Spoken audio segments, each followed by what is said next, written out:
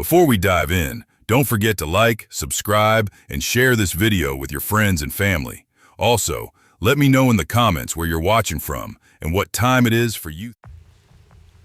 I always figured working nights at a fast food joint wasn't supposed to be complicated, especially not in a tiny nowhere town like Ridgeford, Ohio, where everybody knows everybody, and Route 16 feels less like a highway and more like a long, straight rumor that runs past soybean fields and a busted-up Walmart.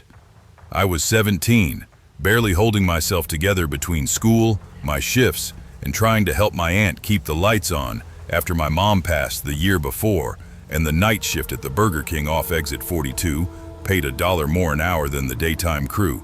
So I took it and tried to pretend the long hours didn't mess with my head. I'd stumble in after school, grab my headset, and lock in until 2 in the morning with the same routine. Clean the lobby, restock sauce packets, run drive-thru for the stray trucker or drunk college kid from Ridgeford Community College, and mostly try not to think about how quiet the place got after 11:30, when even the highway seemed to exhale and disappear into darkness. My manager, Rob, was supposed to stay up front with me at night so I wasn't alone, but he always hid in the office with one of those huge gas station energy drinks, watching TikToks until he passed out, muttering, "You're fine, kid," whenever I told him the place got too still, like the building was listening. I wasn't scared, not really, but October made everything feel colder, heavier, like the wind outside was carrying something it shouldn't. I kept telling myself nothing ever happens in Ridgeford, nothing scary anyway. But I swear, the night that changed everything still plays behind my eyelids when I try to sleep.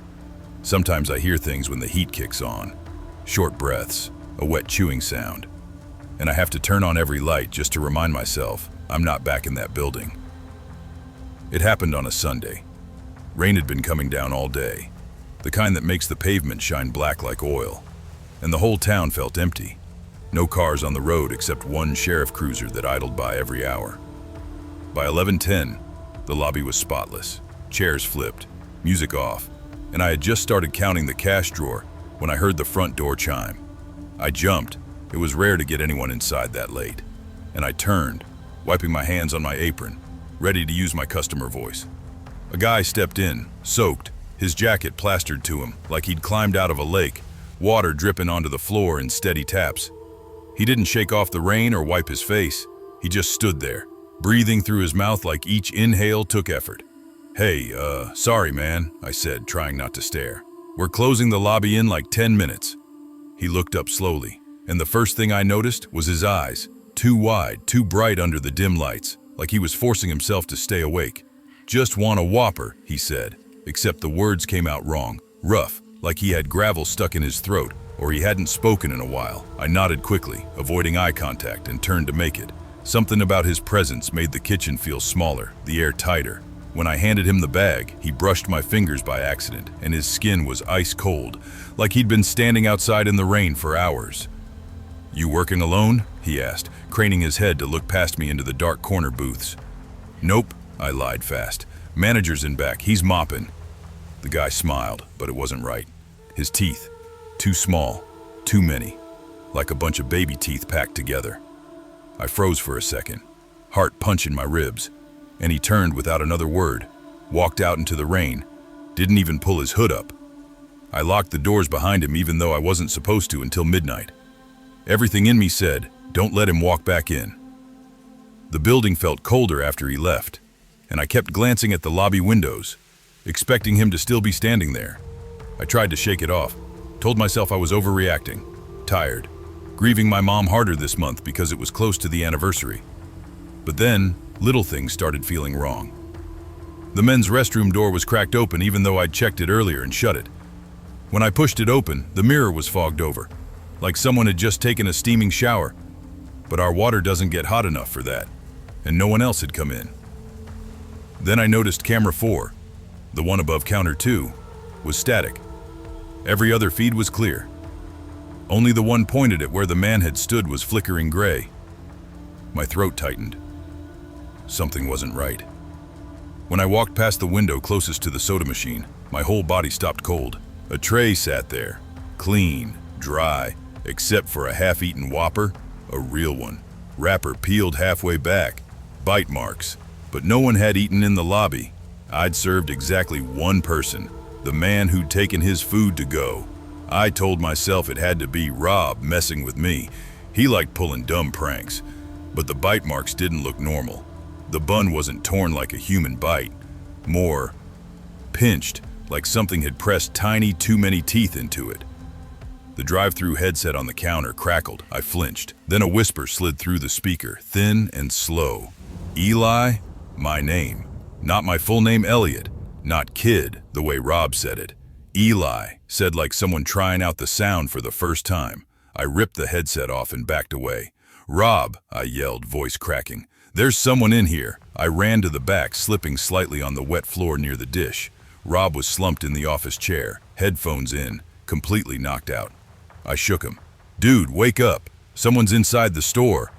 He blinked awake, annoyed. Jesus, kid. It's just wind. Rain messes with the cameras sometimes. Chill. Before I could snap back, a loud thump echoed from the kitchen.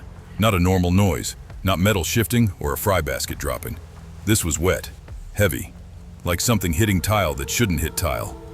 Rob straightened quickly, face draining. What was that? You tell me, I hissed. We crept toward the sound. I grabbed a mop handle like a bat. Rob grabbed nothing because he never thought ahead. When we turned the corner toward the grill, we both froze. The grill was on, fully on, hissing hot. Patties sizzled even though I'd shut it down 20 minutes earlier. Rob cursed under his breath, stepping toward the dial. Kid, did you leave this? The soda machine exploded behind us. Coke geysered out like someone punched through the internal lines. It soaked both of us from head to toe. Rob spun, cussing. What the? This is some bull. He stopped mid-sentence. The emergency exit sign on the back door was blinking red. Slow at first, then rapidly. Then I heard it. The freezer doors swinging open. All of them in a row, slamming against their stops. Bang, bang, bang. Rob finally looked terrified. Out, he barked. Out now. We ran, slipping on the soda, nearly colliding with the prep table. I heard the grill still sizzling behind us like someone invisible was cooking at it. We shoved through the emergency exit into the rain. Cold slapped my face, grounding me for a second. Rob locked his car and called the cops. I sat shaking in the passenger seat, staring at the building, convinced I'd see a face appear in the window. Cops arrived fast. 2 cruisers. They went inside, guns drawn, flashlights cutting across the empty lobby. They didn't find anyone, but they found signs someone had been there, just not any human someone.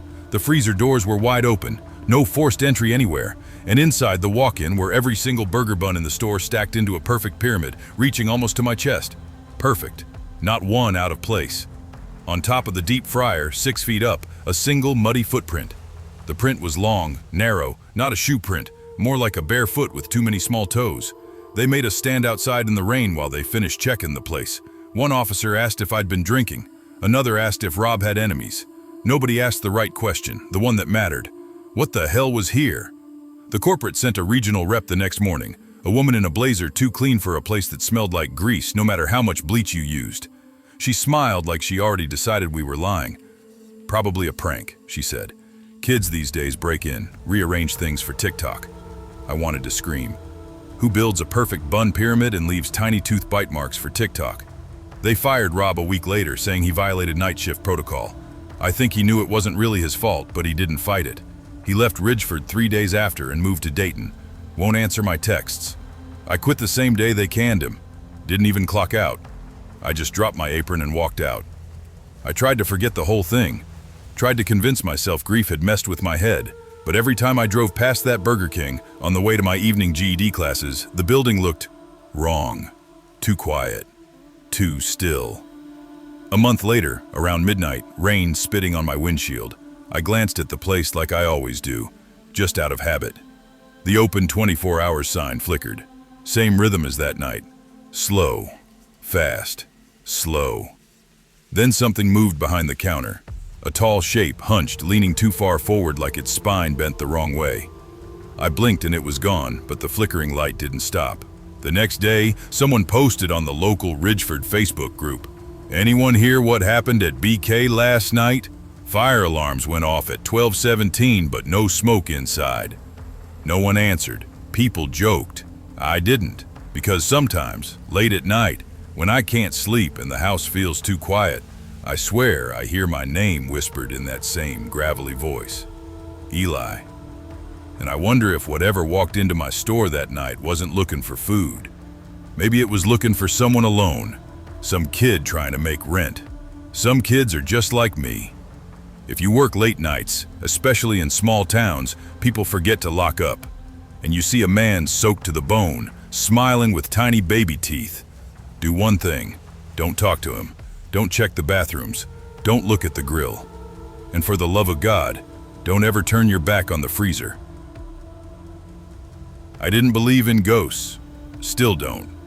Not really. But something happened to me on the night shift that I can't explain. And every time I try, people either laugh or look uncomfortable. So I stopped talking about it. My name's Anya Sharma. I moved to Chicago last fall, a scholarship kid from a sun-bleached Arizona town, here to study journalism at Loyola. Things were good until they weren't. My mom got sick back home. Nothing critical, but enough to wipe out the slim financial buffer we'd scraped together. My scholarship covered tuition, not life. When the hospital bills started piling up, I knew I had to find more work. That's how I ended up pulling overnights at a griddle palace off West Madison Street. The place had a vibe, and not the good kind. It was all faded plastic booths, the color of old mustard, and fluorescent lights that hummed a dirge. The air always smelled like stale fry grease and industrial cleaner, a scent that got into your clothes, your hair. The turnover was a running joke I didn't get until I started. I was the fourth night shifter that November. My manager, a guy named Darren, who had the perpetual sagging look of a man who'd lost an argument with life years ago, handed me the keys on my first solo night. His voice was flat, cigarette rough. Look, kid, we've had some loitering, out back by the dumpsters. Drunks, junkies, who knows? Just ignore it. Keep the back door locked. You'll be fine. He said it like a question he didn't want the answer to. I shrugged it off. City weirdness was part of the package. I wasn't some scared little girl. I'd worked 2 jobs since I was 16, but by the third night the atmosphere started to curdle. It was a Tuesday, dead quiet. The only sound was the low groan of the shake machine and the distant sigh of traffic. Around 1:50 a.m., the drive-thru headset, which had been silent for hours, erupted in a crackle of static so sharp it made my teeth ache. Then, through the white noise, I heard it. Breathing. Not the gentle in and out of sleep, but a slow, wet, rasping pull, like someone with a collapsed lung was right there, their lips pressed against the mic. My heart did a clumsy thud against my ribs. Hello? Drive-thru.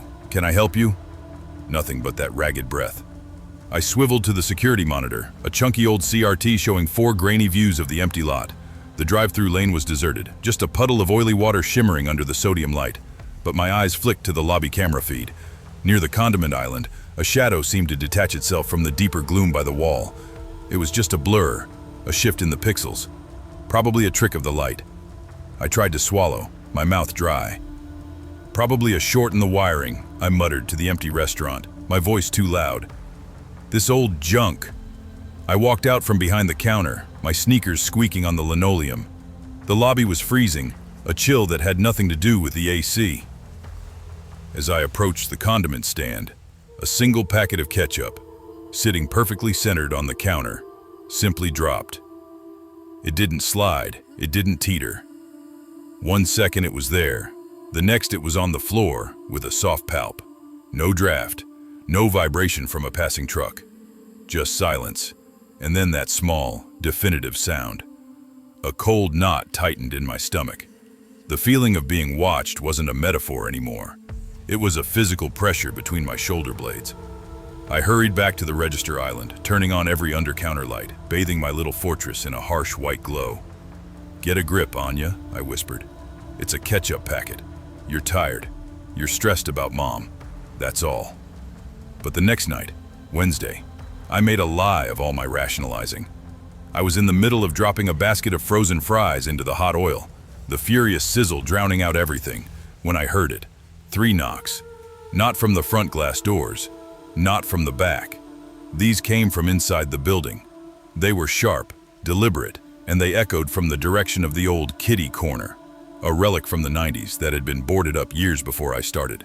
It was just a dark, sad alcove now, sealed behind splintered plywood with a faded, peeling mural of a grinning cartoon pancake.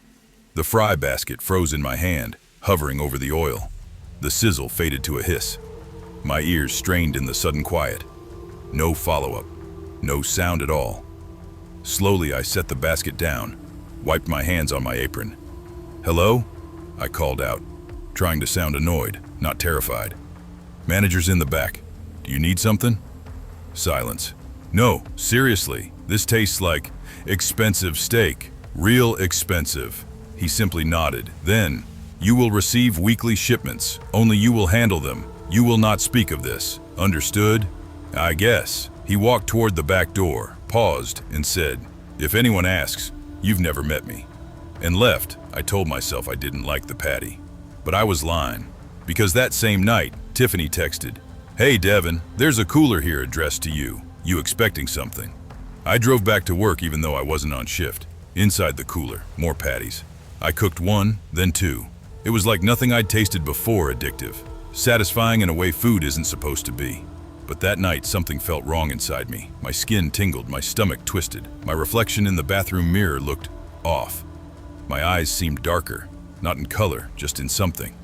When I showed up the next night, Ricky stared and said, "Damn, man, you look cooked. You good?" "I'm fine." "You sure? You look like you got hit by a bus." I said, "I'm fine." He raised his hands. "Chill, bro." Even Tiffany avoided me. "Devin, you need sleep. You're jumpy as hell." "I'm okay." "All right, whatever you say." But the cravings got worse, and the shipments kept coming. The turning point came 2 weeks later. No cooler arrived. At 3:07 a.m., I heard the back door creak. I thought it was the delivery guy, so I walked toward the stockroom. The smell hit me immediately. Raw meat, coppery, almost sweet. "Hello?" I said. A figure stood hunched over the prep table. A Burger King uniform, dark, wet, dripping. Hey, you can't be back here." The figure turned, and my breath left my body, because I was staring at myself. Same face, same hair, same posture, except pale as a corpse, eyes blackened, mouth smeared with blood. He smiled, and hearing my own voice say, "Black said you'd be perfect." I stumbled back. What the hell are you?" "Replacement," it gurgled. "Fresh stock." I bolted. Out the back door, through the rain, across the lot. When I looked behind me, Mr. Black stood under the flickering streetlight, holding a cooler. He waved gently, then shouted, "You wanted to be better, Devin. Now you are." They found the restaurant unlocked the next morning, the grill still warm, the floor spotless.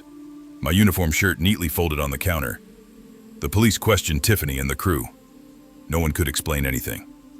The official report simply said, "Missing adult. No signs of struggle." But the stockroom? The patties inside were darker than beef. Too soft, too human in texture. Corporate denied everything. "Mr. Black doesn't exist in our system," they told the cops. A week later, Burger King number 4398 reopened under new management, but on night shifts, employees started noticing things. Stockroom door opening on its own drive-thru, speaker whispering at 3 a.m., reflections in the grill hood that didn't match their movements, and sometimes, when they fired up the grill, a smell filled the kitchen. Not beef, not chicken. Something familiar, something warm, something like home.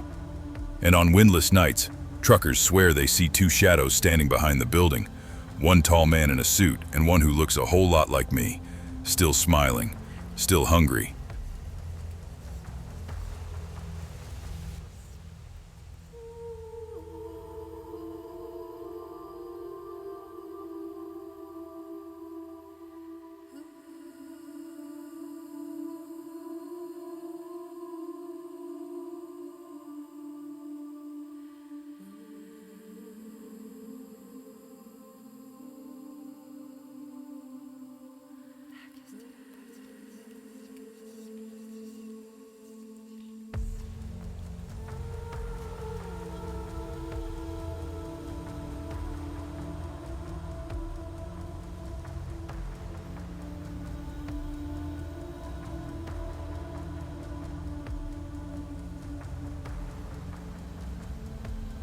"I understand you're spooked.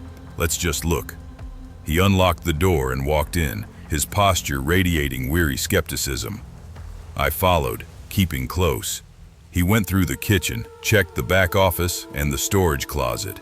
He even pulled open the walk-in freezer door, now fully closed, and stepped inside for a moment. See? Nothing. It's just cold and full of frozen patties. Gotta be your nerves. This job gets to people. He was about to leave when he nodded toward the employee bathroom. You check in there? Sometimes homeless guys try to hide in there after closing. I shook my head, mute. He pushed the door open. The light was off. He flicked the switch. The small room was cold. The mirror over the sink was completely fogged over, a thick white cloud of condensation, as if someone had taken a long, hot shower. But the room was icy, and written across the fogged glass, in swipes of a finger through the moisture, was one word: stay. The letters were uneven, slanted, urgent. Darren's cigarette dropped from his fingers, hitting the tile floor with a tiny shower of sparks. He didn't move to stamp it out. He just stared at the mirror, his face draining of what little color it had. For a long moment, the only sound was the sizzle of the tobacco on the damp floor. Then he stepped forward, pulled the sleeve of his jacket over his hand, and wiped the mirror clean in one rough, angry swipe. He turned to me, his eyes hard, his voice low and gravelly. You didn't see that. Do you understand me? Not a word to anyone. You want your last paycheck, right? I nodded, a jerky, mechanical motion. But in my head, a clear, cold voice said, "It's over." I didn't finish the shift. I walked out right then, leaving Darren standing in the bathroom doorway. I didn't pick up my last paycheck. He called me once, left a voicemail that was all forced calm. "Anya, it's Darren. Listen, let's talk about this, okay? Don't make this into a whole thing. These old buildings have quirks." I deleted it. For weeks, I was a wreck. Sleep was impossible. Every creak of my apartment floorboards was a footstep. The hum of my refrigerator was drive-through static. I unplugged all my appliances at night. I checked the lock on my door obsessively. My friends tried to be supportive in that way people are when they think you're having a breakdown. "Night shift messes with your circadian rhythms, Anya," said Chloe from my media ethics class, patting my hand. "It's like scientifically proven to cause paranoia." "That whole block has sketchy wiring," offered my roommate Mark. "I bet it was just a series of weird glitches. You built a narrative." I'd smile, nod, agree. Yeah, you're probably right. But I knew. I knew the difference between anxiety and a presence. I knew what I felt in that freezer air, and I would never, ever forget the look of that word on the mirror. It wasn't a request, it was a command, and it felt old, and it felt angry. I started taking absurdly complicated routes to avoid West Madison Street altogether. Added 20 minutes to my commute just to bypass that block. But the city has a way of forcing confrontations. About a month later, after a late study group, my bus dropped me 2 blocks from my apartment, and the only route home was down Madison. My stomach clenched into a cold ball as I approached the Griddle Palace. It was open, the sickly fluorescent glow spilling onto the sidewalk, but it was utterly empty. Not a single customer, not even a figure behind the counter that I could see. As I hurried past on the opposite side of the street, my head down, the drive-thru menu board, a digital screen usually flashing deals on pancakes, flickered. Not the whole thing, just the bottom third. It buzzed on and off, a stuttering, fragmented light in the darkness. Then, it pulsed once. A slow, deliberate bloom of light that grew and then faded like a single, massive heartbeat. Then it went completely dark. No one else on the street reacted. A couple walked past, laughing. A car honked. The city pulsed on, oblivious. It's been months now. I got a new job, day shift stocking shelves at a used bookstore in Andersonville. It's quiet. It smells like paper and dust, not grease. It's peaceful, normal. But I'm not. I can't walk past any 24-hour fast food joint after dark. Doesn't matter if it's a shining McDonald's or a tired-looking taco stand. That specific quality of late-night silence behind glass, the buzz of those particular lights, the smell of fryers cooling down, it sends a jolt of pure animal fear right through me. I cross the street. I look away. I still think about it. Not every day, but most nights. The breathing in the headset, the impossible knocks from a sealed room. The Sprite fountain erupts like a geyser, the freezer door swinging open on its own, and the mirror. The heat in Reading in July isn't just weather, it's a presence. It sits on your chest when you try to sleep. It makes the asphalt outside your front door look like a wavy mirage, and it turns your car into a rolling oven. I'd lived in it my whole life, thought I was used to it, but that summer it felt different, heavier, like it was pressing down on me specifically. My name's Leo Vance. I was 22, married to my high school sweetheart Maya, and we were 7 months into waiting on our first kid. The plans were big. The bank account wasn't. I'd been assistant manager at the Burger Baron off the I-5 for about 8 months. It wasn't the dream, but it was a step up from pumping gas, and it came with health insurance. With Maya's doctor visits, I was pulling doubles. The AC had been busted for a week. 2 giant industrial fans just pushed the hot fryer-scented air around. My uniform was always plastered to my back. The night it really started, the digital readout on the fryer said it was 91 degrees in the kitchen at midnight. I was alone. Maya had texted, "Can't sleep. Feet are balloons. Might bring you a limeade." She was a champ, never complaining. 2:15 a.m. on the nose. The front door chimed. He walked in. Same guy as the 3 nights before. He wore an orange hoodie, too heavy for the heat, pulled tight around his face. His jeans were stained, and his hands, they were rough, cracked and dry, dirt deep under the nails. He went to the counter but didn't look up. "Cheeseburger, no onions, please." His voice was a dry rustle, like pages turning in a book left out in the sun. "Just the one?" I asked, keying it in. A slight nod. I rang him up. As I turned, I felt his gaze past me, on the weekly employee schedule pinned to the wall. His head was tilted, eyes tracking across it, memorizing it. A cold trickle went down my spine. This ain't right. The door chimed again. Maya walked in, holding 2 limeades. "Delivery for the hardest working man in Reading," she said, smiling tired. The man at the counter turned, a slow, deliberate swivel. "Pretty wife," he said. It wasn't a compliment. It was an observation, flat and factual. Maya's smile faltered. "Hi," she murmured, and quickly walked toward the break room. The man watched her go, then turned back, took his bag, his cold fingers brushing mine. He left without another word. I locked the door, watched him disappear into the scrubland next door. My gut was a solid lump of unease. "He gave me the creeps," Maya said from the break room, her hand on her belly. "Let me just do a walkthrough, take out the trash." I needed to move. I grabbed the bin bag and headed for the back door. The alley was pitch black. I tossed the bag into the dumpster, the crash echoing. As I turned to go back in, I stopped.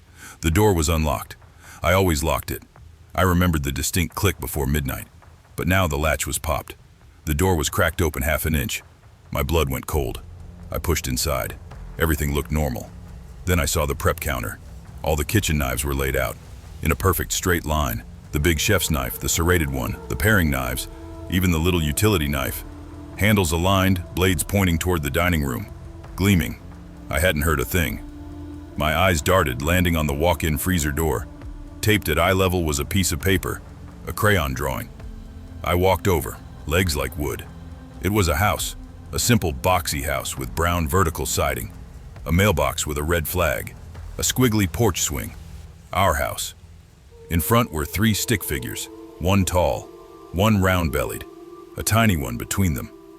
A rushing sound filled my ears. I tore the paper down, crumpling it, and ran for the break room. "Maya, we need to leave right now." She looked up, face paling. "What?" "Leo, you're white as a sheet." The drive-thru monitor flickered, motion detection triggered. A figure was in the parking lot, walking toward Maya's Toyota. I dropped the drawing. "Stay here." The figure crouched by her driver's door, not trying the handle, just crouching. I yanked the fire extinguisher from its bracket. "Call 911, I barked and slammed through the doors. "Hey," I roared across the lot. "Get away from that car! Police are on the way!" The figure slowly straightened and turned. The hood fell back. The security light from the motel hit his face. His skin was a sickly pale gray, stretched taut. His eyes were a flat, solid, smoky gray. No pupil, no iris, just static. He looked right at me. "I like your uniform, Danny," he said. My name tag said Leo. Only my high school buddies ever called me Danny. Terror flooded me. I backpedaled, crashing back inside as Maya came out, phone to her ear. "Yes, the Burger Baron. Please, hurry." My car, go! I grabbed her, pulling her toward my truck. I shoved her in, peeled out, tires screeching. We didn't stop until a Denny's 15 miles away. We sat shaking. A deputy, Higgins, came later. He took our statements, his face neutral. You're sure you locked the back door? Positive, he called an hour later. No one here, no knives on the counter, no drawing. But all the booth tables are wiped clean. The office safe is open, but nothing's missing. He paused. On the desk, there's a Burger Baron bag, a single cheeseburger bag, folded shut. No onions, I whispered. What was that? Nothing. We never went back. I quit over the phone. The regional manager called it a minor break-in. Heat gets to people, Leo. You were tired, seeing things. The fear moved in with us. Maya locked every window. We bought a baseball bat. Sleep became fractured. I'd wake at 3 a.m., sure I heard the soda machine fizzing. Our daughter, Lila, was born in September. A perfect, healthy girl. Her joy was a bright light. For a while, the fear receded. Then when Lila was 4 months old, driving home, a detour took us past the Burger Baron. The building looked dead, windows grimy. As we passed, Lila let out a sudden panicked scream, a sound we'd never heard. We pulled over next door. The second we stopped, her cries subsided into hiccups. What was that? Maya asked, eyes wide. It happened twice more. We made a rule. That road did not exist. A week ago, Maya was quiet. She stared at the baby monitor. I saw him today, she whispered. From the intersection at Lowell. He was sitting in the booth, the second one by the window, just sitting there, not moving. We don't talk about it, but I see her, frozen, watching the monitor's static. I still dream about the manager's office, the cheap desk. On it, centered perfectly, is a single Burger Baron bag, grease-stained, folded neat. In the dream, I pick it up. It's heavy. I never open it. I wake up in a cold sweat, my heart hammering. I don't need to open it. The part of me that still lives in that hot, sticky kitchen already knows. It's not a cheeseburger. It's a thank you note.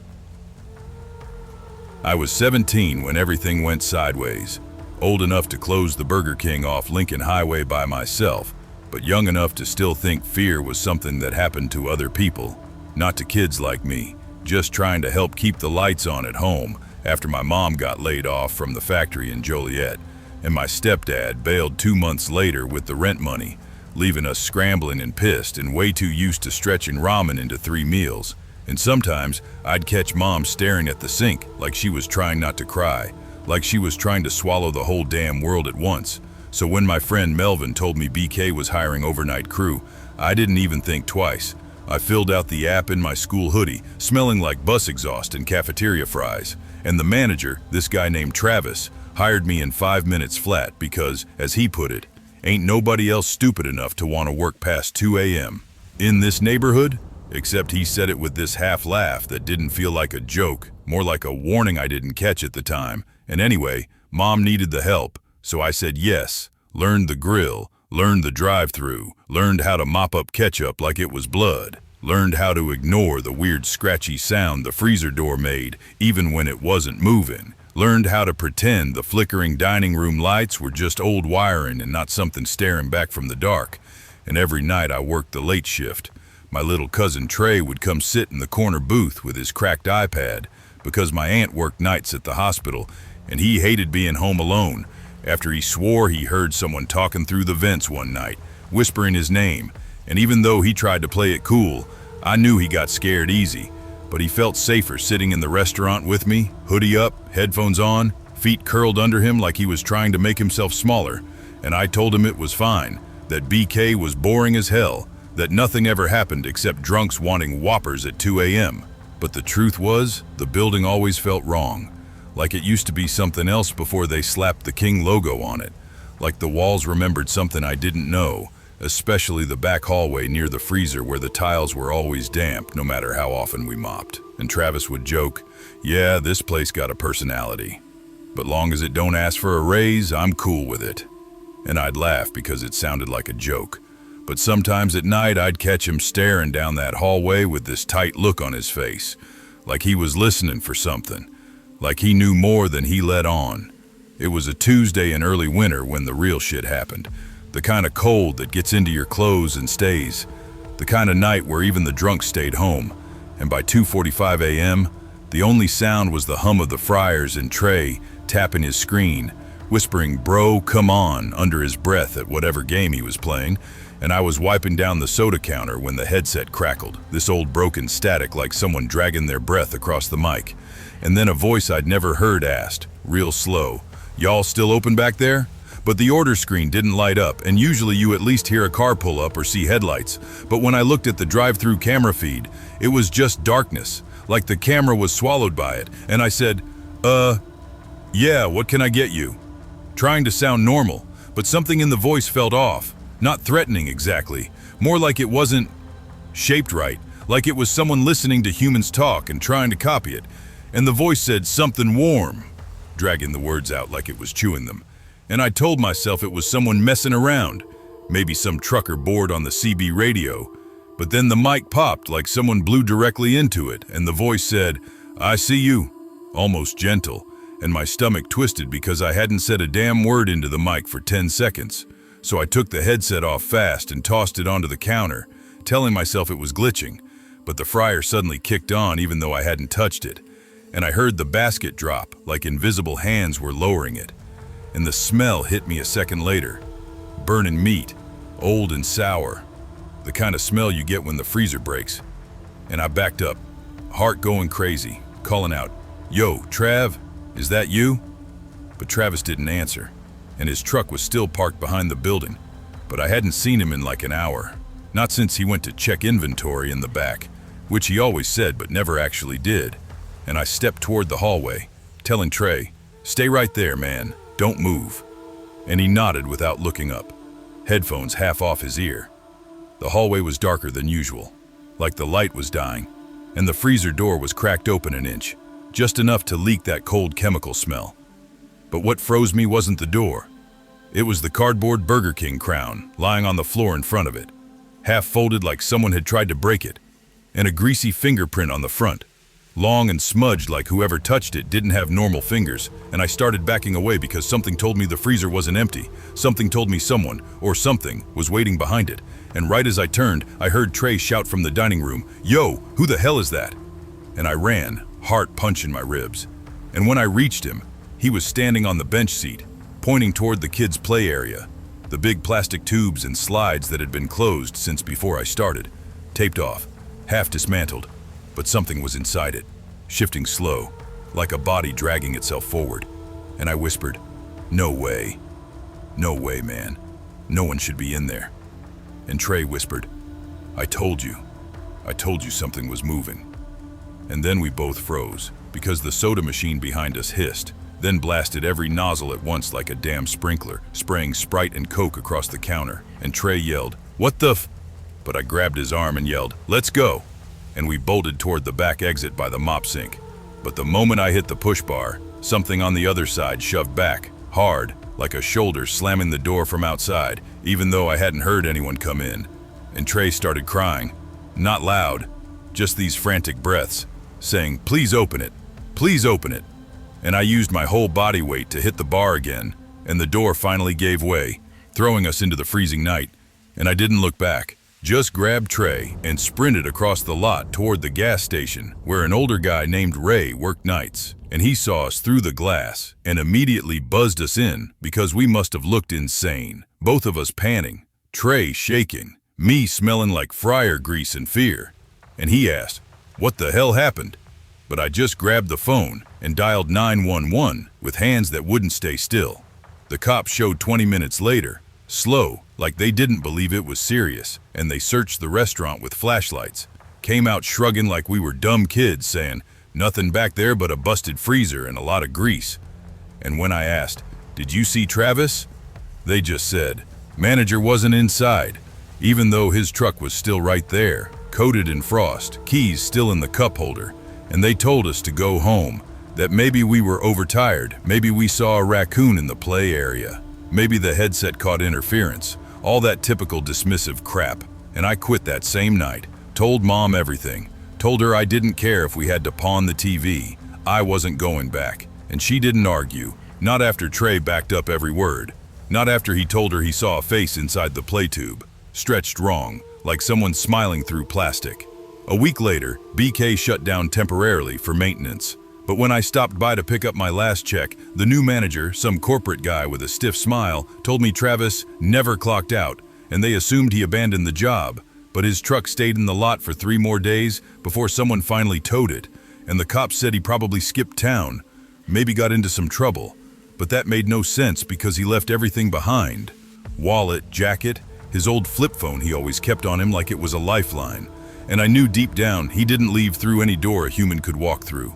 For months after that, Trey had nightmares, waking up at 3:14 a.m. every time, swearing he heard the static from the drive-thru headset whispering through the walls, whispering his name, whispering mine, and even now, years later, when I drive past that stretch of Lincoln Highway, the new BK sign bright and shiny under different management, sometimes the drive-thru menu flickers like a bad bulb right as I pass, and once, swear to God, it flashed, "Welcome back."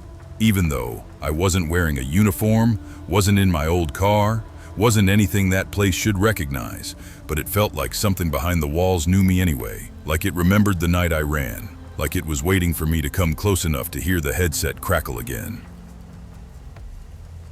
The perpetual hum of the refrigerator motor was the soundtrack of my new life. A low, grieving whine that mirrored the one stuck in my own chest. They say the night shift kills you slowly. For me, it was the only thing keeping my daughter and me alive. My name is Marcus. A year ago, I was Marcus Reed, husband to Alara, father to Lily, a man with a future sketched out in comfortable lines. Then, a rain-slicked highway, a swerving SUV, and a phone call that erased my world. The bills, however, kept arriving with cruel punctuality. So, I took the only job that would have me on short notice, night shift manager at a 24-hour Burger King clinging to the edge of a forgotten service road outside Bakersfield, California. The place exhaled failure.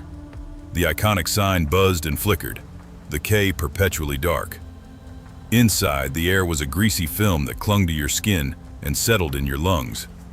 My 11-year-old daughter, Lily, had to come with me. Leaving her alone in our silent, memory-haunted apartment was unthinkable. She'd curl up in the last red vinyl booth, textbooks and earbuds creating a fragile barrier against the gloom. My boss, a skeletal man named Frank with eyes the color of old dishwater, had the demeanor of a wartime conscript. On my 4th night, he tossed a folded uniform shirt at me. "Yours is already trashed. This one's cleaner. $5. I caught it. The fabric was softer, worn, but cared for. Then I saw the stitch mark just above the pocket where a name tag had been removed, leaving behind a ghostly impression and a few stubborn threads. Beneath that, a fainter, older stitch line spelled out a name. Soren. "Soren?" I asked. Frank lit a cigarette, ignoring the no-smoking signs. "Old stock. From when they changed the logo. You want to look like a hobo or not?" $5 was $5. I paid him. In the cramped, sour-smelling locker room, I changed. The moment the shirt settled on my shoulders, a deep, unnatural chill seeped into my bones, centering between my shoulder blades. It was mid-August in Bakersfield. The kitchen was a furnace, yet for a few seconds my teeth wanted to chatter. I shrugged it off. Grief had rewired my nervous system. Everything felt wrong. The shift was its usual dull misery until just after 1 a.m. Lily was asleep, her head pillowed on her arms. I was refilling the napkin dispensers when the soda gun in my hand gave a violent jerk. Before I could react, a jet of thick, dark fluid shot out, splattering the back wall. It wasn't cola, it was the color of old blood, the smell coppery and sweet-rotten, like pennies left in wet soil. "Lily?" My voice was tight. She stirred, blinked sleepily at the dripping wall. "You? The syrup lines are gross, Dad." She put her earbuds back in. The syrup lines. But the gun had been set to water. I cleaned it up, my hands shaking, the smell lingering. A malfunction. A contaminated line. It had to be. That night, sleep wouldn't come. At 3:04 a.m., I opened the security app on my phone. The grainy black and white feed showed the dining room. Lily was there, but she wasn't asleep. She was standing in the center of the room, perfectly still. Then she began to move. A slow, graceful series of steps. A ballet she'd quit after her mother died. Her face was serene, blank, a small smile playing on her lips. She danced for 3 silent minutes, then stopped, returned to her booth, and slumped into sleep. A cold knot formed in my stomach. Sleepwalking. Trauma. The doctor had warned about dissociative behaviors. The next night, I wore Soren's shirt again. The chill was immediate, a cold spot I carried with me. I was wrestling with a clogged milkshake machine when I heard the soft thud of the dining room door. Lily's booth was empty. Lily? Panic, sharp and electric. I ran out front. Empty. The bathroom, empty. My heart hammered against my ribs. Then I saw it. The heavy steel door of the walk-in freezer was slightly ajar. I tore it open. A blast of freezing air fogged my vision. There, in the middle of the frost-rimed space, stood Lily. She was in her thin summer pajamas, barefoot on the icy floor. She wasn't shivering. Her head was tilted back, staring at the ceiling. With one finger, she was drawing in the thick frost coating a metal shelf. "Lily, honey," I rushed to her, grabbing her. Her skin was like marble. She didn't react. Her eyes were open, glazed, pupils wide and dark. "He says it's quiet here," she whispered, her voice a monotone. "He says the cold helps you remember." I carried her out, wrapping her in my jacket, rubbing life back into her limbs. When her eyes finally focused, she was just confused and cold. Frank was conspicuously absent. After settling Lily with hot chocolate, I went back to the locker room, a furious dread driving me. I went to the rusted locker in the corner, the one that always stuck. I yanked it open. Inside was a neat sad collection. A pair of men's black work pants, neatly folded. Under them, scuffed steel-toed boots. A paperback copy of The Old Man and the Sea, its spine cracked, and a small dog-eared notebook. I opened it. The first page read, "Soren Voss. If found, please call Anya." A phone number was scribbled underneath, the area code local. Tucked in the pages was a pay stub. Burger King, June 18th, 2021. My breath hitched. Alara died on June 18th. A coincidence so vast and terrible it felt like a deliberate punch from the universe. I shoved everything back, my hands trembling. Later, as I was locking up, I found a single order slip on the counter by Register 2. I hadn't rung up anything for over an hour. Whopper Jr., no onion, extra pickles, vanilla shake. Alara's order, every single time. The next day, I confronted Frank in the grimy office. "Soren Voss, who was he?" Frank didn't look up from his paperwork. "Guy who worked here, before your time. He died, didn't he?" Frank's pen stilled. He leaned back, the chair groaning. "What's it to you, Reed? We all got dead people." "His stuff is still here, his shirt is on my back, and weird shit is happening to my daughter." Frank met my eyes for the first time. His were tired, hollow. Soren was a quiet guy, kept to himself, worked the grill, good at it. He had a bad heart. Doctor said he shouldn't be working in this heat. Frank gestured vaguely at the hot kitchen. "One night, just after close. He didn't clock out. We found him by the fryers. Massive coronary." He lit a cigarette. "Manager at the time cleared out his locker. Must have missed that one. The shirt. It was in the back. Clean. Seemed a waste. You gave me a dead man's shirt," I said, the horror washing over me cold and clean. "I gave you a shirt," Frank corrected, his voice flat. "You're the one making it a story." I quit that night. I stuffed Soren's shirt into a plastic bag and threw it in the dumpster out back. I took Lily home, feeling a grim sense of closure. For 2 days, things were calm. Then, on the third night, Lily sat up in her bed and said clearly, "He's lonely in the dark, Daddy. He wants his book back." I felt the world tilt. The book, the old man, and the sea. Still in that locker. I couldn't leave it. This unfinished thing. I went back, just before dawn, telling Lily I was getting my final check. The restaurant was locked, dark. Frank had given me a key for my shifts. I still had it. The silence inside was absolute, thicker than before. I went straight to the locker room. The book was there. I took it. As I turned to leave, the lights in the kitchen blazed on. The grills hissed to life, glowing orange. The fryer bubbled, empty. And on the order screen, text began to scroll, line by line, in the simple green font. "Order up. Whooper jar, no onion, vanilla shake, for here." The milkshake machine churned to life, filling a cup no one had placed. The soda gun spurted once, then dripped that same dark coppery fluid onto the floor. A shape, a distortion in the air like heat haze, coalesced near the grill. It had no face, no features, just a sense of concentrated presence, a profound, weary sadness. The cold was intense, radiating from it. I didn't run. I held up the book. "Soren, this yours?" The shape seemed to solidify slightly. The sadness deepened. tinged with something like gratitude. "I'm sorry," I heard myself say, the words falling into the silent, frigid air. "I'm sorry you were alone." The grills clicked off. The fryer fell silent.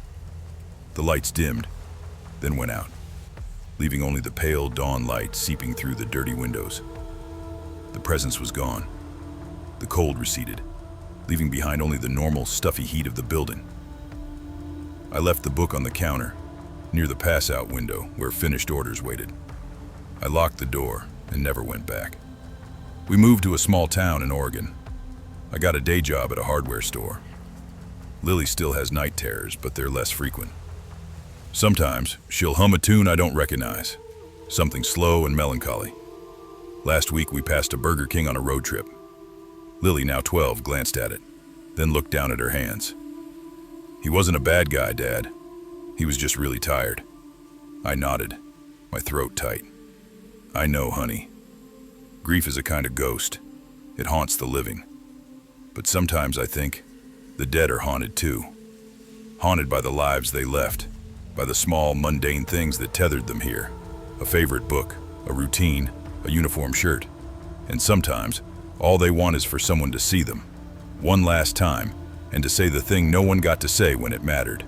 I see you. You existed. You can go now." I never told anyone about Soren Voss. Frank probably forgot. Corporate has no record, but I remember.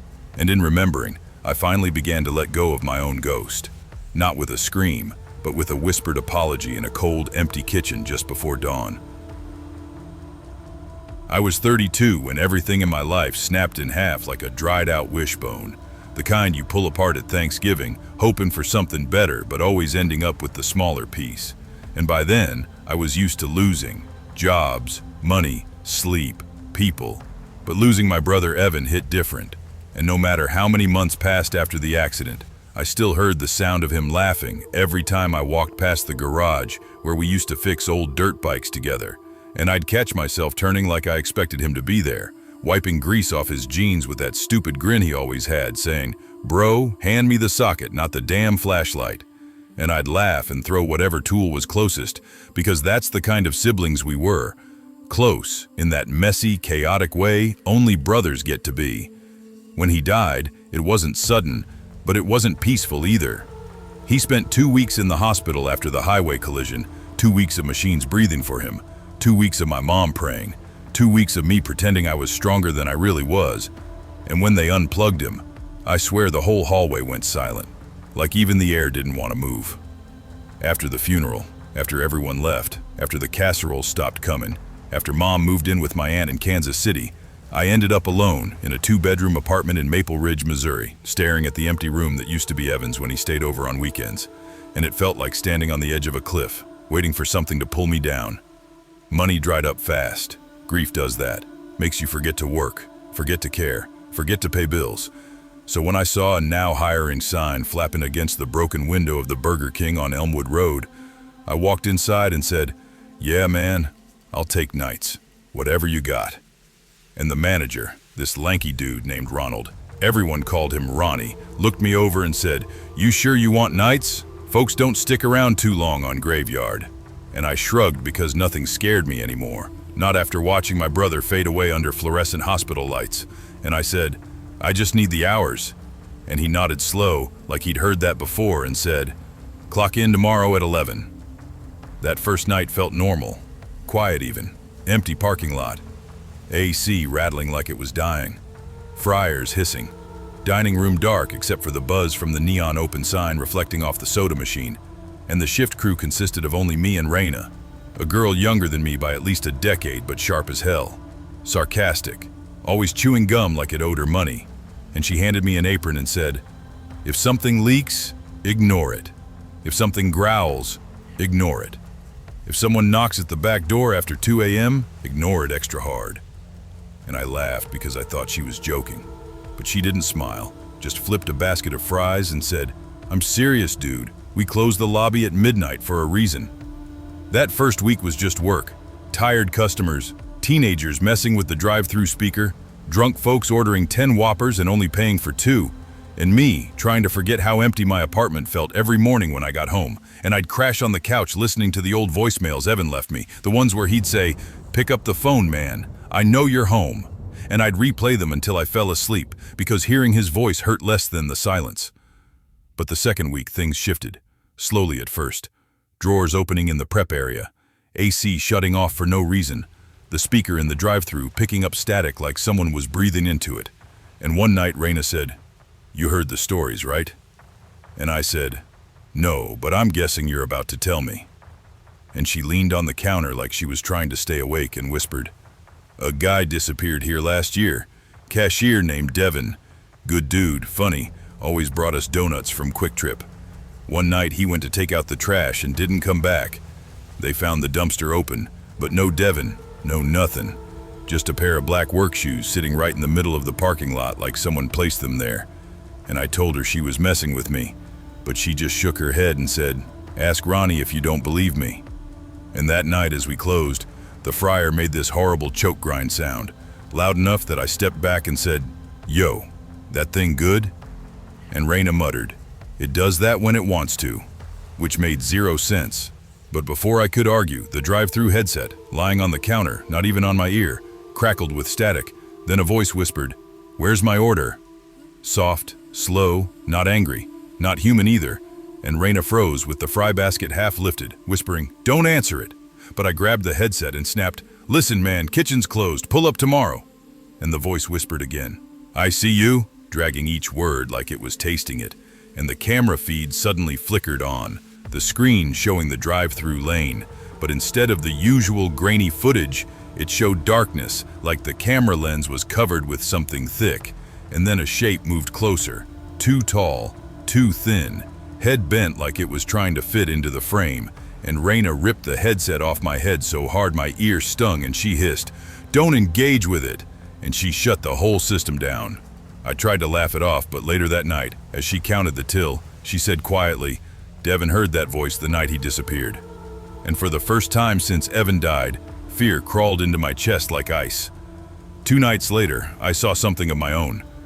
I was restocking the napkin dispenser near the lobby door when the reflection on the glass shifted, not from headlights, not from movement inside. Something moved behind me, even though the entire restaurant was empty except for me and Raina in the back.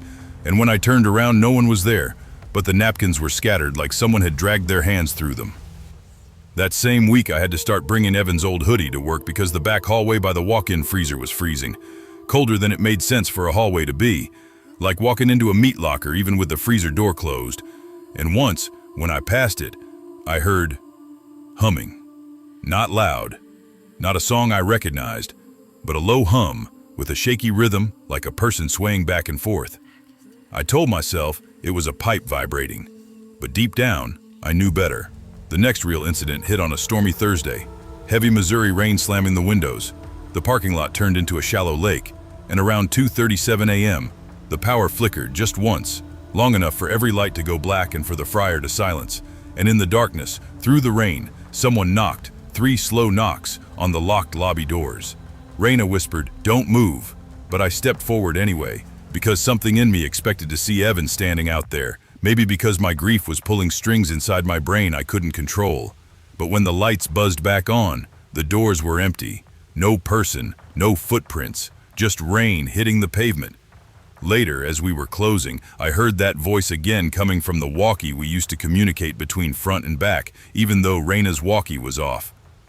"Shift's not over," the voice whispered, and when I looked at the camera feed pointing at the freezer hallway, there was a figure standing there, wearing a Burger King uniform soaked like they'd walked through a storm, head tilted, arms hanging wrong, like the bones weren't connected right, and the footage glitched every time it breathed. I ran to the hallway but found nothing except the freezer door cracked open and a pair of footprints, bare, wet, human-sized, leading inside. I didn't tell Raina what I saw until we clocked out, and she said quietly, "It only shows itself to people carrying something heavy." And I said, "You mean stress?" And she shook her head and said, "Grief." And that word hit me like a truck. The breaking point came 2 weeks later when Ronnie asked me to clean out an old storage closet near the back exit. And while digging through a box of old uniforms and faded paper hats, I found a name tag covered in dust. Evan L. I froze, breath stuck in my throat. because my brother's name wasn't exactly common, and the L was his middle initial, and when I brought the tag to Ronnie, he frowned and said, "We ain't had an Evan here since maybe 2018, before my time." And I said, "What did he look like?" And Ronnie shrugged like he didn't want to think too hard and muttered, "Tall kid, dark hair, quiet but nice." "Why?" And I lied. I said, "Just curious." But inside my mind was a tornado. That night I fell asleep at home wearing my brother's hoodie, and around 4 a.m. I woke up to my phone buzzing. No caller ID, so I answered, half asleep, and a voice whispered, "Clock in." Soft, slow, familiar. And when I checked the call log, it said Burger King, front register line, even though the store doesn't have a number like that. The next shift was the worst of my life. Rain again, storm heavy enough to shake the windows, Raina out sick, Ronnie stuck at home, leaving me with a new hire named Lucas, a kid barely 19, too excited for his first paycheck, and I kept warning him, "Stay away from the freezer hallway for real, dude." And he laughed like I was hazing him. Around 1:48 a.m., the drive-thru headset, hanging on the hook, suddenly clicked on, and a voice whispered, "I'm waiting." And Lucas said, "Who's messing with us?" and picked up the headset. But before he could say anything, the machine let out a screech so loud he dropped it, and the drive-thru camera showed someone at the window, someone wearing Evan's old hoodie. My blood froze. I whispered, "Evan," without thinking, without breathing, and the figure turned its head toward the camera. But the face wasn't my brother's, just a stretched shape of shadows mimicking him wrong. I ran to the window before thinking, throwing it open, yelling, "Who are you?" But the lane was empty, no footprints, no signs of anything. That was when every light in the kitchen shut off at once. The fryer died. The drink machine hissed. The freezer door banged open hard enough to slam the wall. Lucas screamed my name, and when I ran to him, he was pointing at the hallway, shaking, saying, "Something's in there, man. Something's moving." And through the dim emergency lights, I saw it. A figure inside the freezer, swaying, humming that same off-key hum I heard weeks ago. I grabbed Lucas and yelled, "We're leaving now." But the back exit wouldn't open. The lock jammed like someone was holding it closed from outside, and the freezer light flickered like a heartbeat. Then the humming stopped. Slow footsteps began, wet footsteps, coming toward the threshold. Lucas panicked, grabbed a bottle of degreaser and threw it, and the bottle vanished into the darkness like it was swallowed. I pulled him with me toward the front exit, both of us sliding on the wet tiles as water dripped down the walls even though nothing was leaking. And the dining room lights flickered to life one by one, revealing a shadow near the kids' play area. Tall, thin, wearing the Burger King visor crooked, face blank, except for a long, wrong smile, like someone carved it in with broken glass. It whispered, "Shift's not over," and I yelled back, "I quit," and threw a metal tray at it. And the thing flickered like a bad TV signal, glitching out of sight long enough for us to push open the front doors and run into the storm. Rain hitting my face like needles. Lucas tripped but got back up, both of us slipping across the soaked pavement. And when we reached the edge of the lot, the lights inside the restaurant all shut off at once. Total darkness, silence. Then, one by one, the kitchen lights turned back on, then the freezer light, then the drive-thru, like someone was resetting the building, like starting a shift again. I quit the next morning, didn't even pick up my last check, didn't care. Lucas moved to another state. Raina texted me once saying, "Smart move getting out," and I never answered. Weeks passed, life settled, grief didn't vanish, but it changed shape, less sharp, more bearable. But sometimes, late at night, when I'm driving home past old strip malls and gas stations, my phone buzzes with a notification I can't block. Burger King, shift reminder, 11 p.m. And once, when I drove past the Elmwood location after they remodeled it, the new sign flickered, just for a second, spelling out something the wind shouldn't be able to shape. Clock in. I kept driving, didn't look back. Some places don't forget you. Some grief doesn't either. Some jobs, especially the ones soaked in old oil, old stories, old ghosts, don't ever let you clock out. I always thought life would straighten itself out once I hit 30, like there'd be some invisible checkpoint where everything suddenly made sense. But instead, I found myself standing behind a greasy counter at a Burger King off Route 41 in a little Florida town called Pine Harbor, sweating in a polyester shirt that smelled like fryer oil no matter how many times I washed it, wondering how the hell everything had fallen apart so fast. My name's Lewis Hart, born in Jersey, raised on loud Sunday dinners and bigger dreams. And if you'd told 20-year-old me that I'd end up flipping burgers 8 nights a week just to keep my head barely above water, I would have laughed until it hurt.